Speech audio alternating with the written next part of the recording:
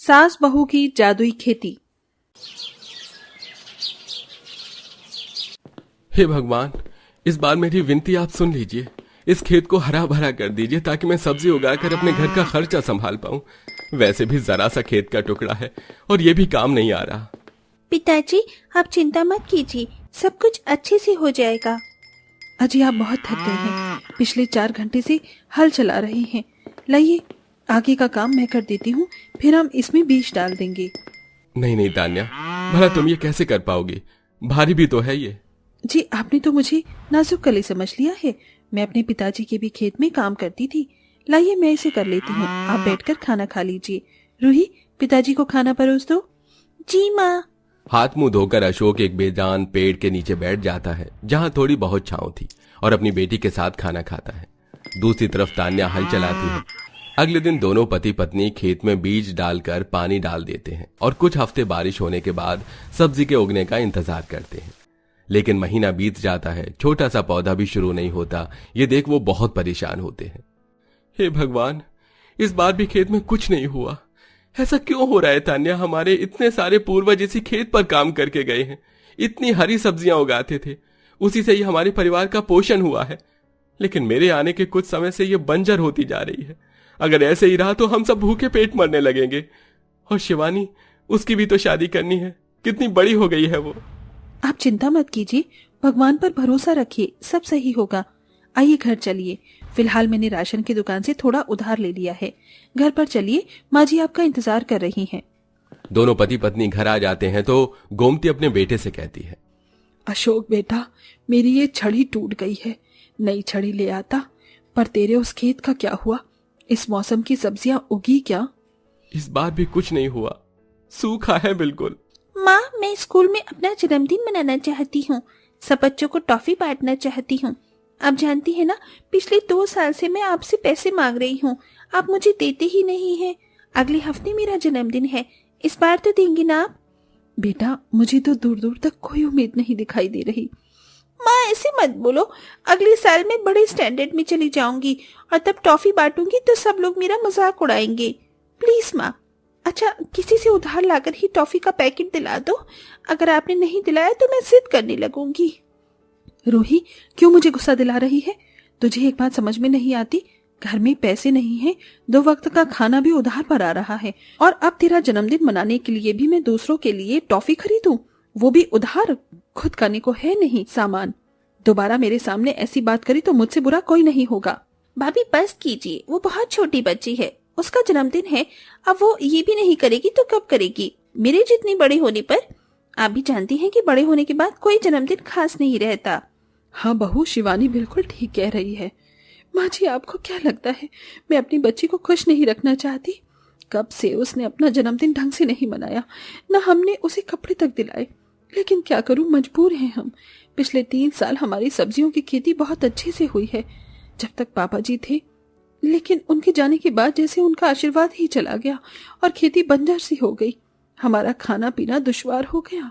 भाभी, उसमें नए खाद और अच्छे बीजों की जरूरत है, जिसके लिए बहुत पैसा चाहिए, और घर का खर्चा भी तो है। तो मैंने सोचा है कि मैं कहीं पार्ट टाइम जॉब कर लूं। वैसे भी टीचिंग के लिए 2 लाख की फीस भरनी है। नहीं शिवानी, तेरी उम्र अभी पढ़ने लायक है। तेरा टीचिंग का लास्ट पेपर है ना, तो तू उस पर ध्यान दे। ये काम हम कर लेंगे। हाँ शिवानी, तुम चिंता मत करो, तुम्हारे भैया और मैं हूं ना। मुझे कल राजश्री ने दफ्तर में टिफिन पहुंचाने का काम दिया है। 2000 रुपए हैं, 1 महीने का सोच रही हूँ, वही काम कर लूं। कम से कम थोड़ी बहुत तो राशन आएगा। ठीक है। अगले दिन से अशोक फिर से खेत पर मेहनत करता है। शाम को जब वो घर लौट रहा था तो एक बच्चे की माँ फोन पर बात करते हुए सड़क पर जा रही थी। अशोक बार बार उन्हें ट्रक के आने की खबर देता है, लेकिन वो नहीं सुनती और उन्हें बचाने के चक्कर में खुद वो अपनी जान गंवा देता है। उसके बाद तान्या और टूट जाती है। अब वो धूप में गर्मी और लोगों को टिफिन देने का काम करती है। एक बार तो नंगे पांव उसके पैर में पत्थर चुभ जाता है, फिर भी वो लोगों को खाना पहुंचाती है और आखिरकार उसे 2000 रुपए मिलते हैं। आखिर मेरी बहू ने कर दिखाया। बहू, 1000 रुपए से तू खेत का खाद बीज का सामान लिया। भगवान करे इस बार हमारी खेती अच्छे से हो जाए और 1000 का राशन ले आएंगे हम। हाँ माँ जी, सच बताऊं तो मुझे अब कुछ भी करने का मन नहीं करता, लेकिन अशोक जी की जिम्मेदारी मुझे संभालनी ही होगी। बहुत चिंता मत कर, मैं हूं ना तेरे साथ। मैं खेत में काम करूंगी। मैंने भी तेरे बाबूजी के साथ खेत में काम किया है। माँ आप इस उम्र में कैसे काम करेंगे? आपके पास तो छड़ी भी नहीं है। मैं कर लूंगी भाभी के साथ काम। नहीं, तू घर और रूही को संभालेगी, बहू के साथ मैं हूँ। ठीक है माँ। दोनों सास बहू खेत में नए बीज और खाद को डालते हैं और खूब खेत की सेवा करके महीने भर इंतजार करते हैं, लेकिन कुछ नहीं होता। बंजर खेत को देख तान्या रोने लगती है। मैंने जिस खेत के लिए दूसरी जगह काम किया, इतना पैसा लगाया, यहाँ तक कि आपने अपनी बूढ़े होकर भी बूढ़े घुटनों से यहाँ काम किया, लेकिन इस खेत ने कोई जवाब नहीं दिया। अरे किसी अनजान बच्चे, जानवर या बेजान चीज को भी प्यार करे तो वो भी खिल उठता है, लेकिन इस खेत ने आज अपनी औकात दिखा दी। खैर, इसका भी क्या दोष, भगवान ही हमें रुला रहे हैं।